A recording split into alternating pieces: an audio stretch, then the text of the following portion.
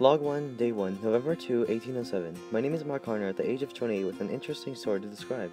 I was once chosen to partake in an expedition with a famous explorer at the time. It was a nice and calm day when I was suddenly called out from my cottage by a few Federals right outside. They appeared nice and welcoming, so I came out. However, little did I know that this would be a ride of my lifetime. Smiles imprinted upon their faces, they led me straight to a nearby dull house via horseback. Once there, I was greeted by a fellow man that goes by the name Zebulon Pike, a fellow militant and explorer.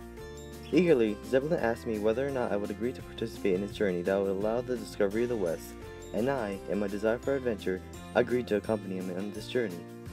Now I was escorted to a group of other people that appeared to master in the work of craftsmanship, locating, or even hunting. Apparently, these were the people that I was to work with while on our adventure. After a few days of understanding what we were to do, we finally decided to set off to discover new lands off to the west and bring back tales of our journey. I had now known that this was an adventure to behold. Log 13, Day 9, November 11, 1807. For the past few days, we have been traveling along the west and exploring new land. We have met a few complications throughout the trail to the west, but they were all resolved with haste. Now we have discovered the true location of the Red River in Arkansas, which was the main goal for the expedition, but are now traveling further west for unknown reasons. I, for one, believe that we are simply exploring and detailing what we have seen. Now today, we have been able to see what appears to be a massive mountain that is far more daunting and larger than the others. Zebulon Pike ordered us to all travel in the general location of the mountain in order to explore it. As we travel towards the mountain, I find it astonishing how we were the first people to have ever explored this new land. For now, I will call this new land Colorado for its vibrant colors. When news of our traveling spreads to America, they will surely be intrigued by our reports. Our traveling should have a major impact back in America. One way is that the people will desire to explore this new land in the west. Our travels would also further have new explorers journeying in the exploration of the land. Now, back on track, we are even further looming towards the mountain at great haste.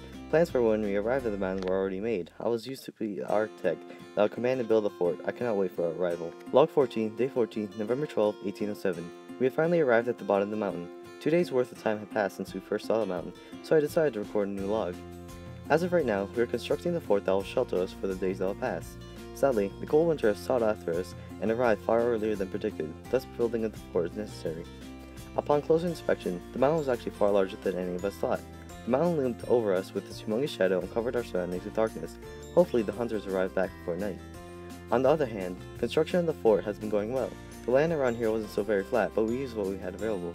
Thankfully, there was much wood around us and very few predators. Overall, the expedition has been going very well during the last few weeks. The fort is almost completely done. We can see hunters returning back with food, and Zebulon is very determined, giving us morale. Next, Zebulon has decided that a small group of people should accompany him with the climb upwards the mountain. Luckily, I was chosen for the journey, so I ride in the trail while preparing my package. Log 15, Day 15, November 13, 1807. I regret this decision. Back down at the fort, I felt very positive and willing to climb the mountain with Zebulon. Now, with my feet frozen and my teeth gritting, I can see why only certain people are chosen. The mountain was freezing and everyone was cold with frostbite. Everyone keeps telling Zebulon to allow us to turn back, but he refused in his faith and pride to be the first few people to climb the mountain. So far, we've been surviving with a few rations brought along us from camp, but they're cold, hard, and uncomfortable to digest. We wore heavy clothing, but not much in case of an enemy ambush, so we were very uncomfortable.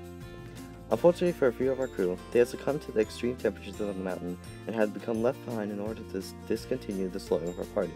At this point, even I believe we should turn back.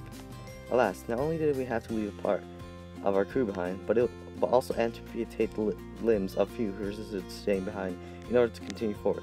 Surely, is our exploration towards the peak of the mountain worth it? I did not enjoy these thoughts plaguing my thought whilst climbing the mountain, but I must endure it for the sake of our people. Unfortunately, I cannot do anything to stop journeying, and I'll only wait till our leaders stop. Log 16, Day 15, November 13, 1807. Thank the gods, after such a lengthy, tiring, and dangerous hike towards the peak of the mountain that resulted in numerous difficulties and conflicts, we were finally able to stop.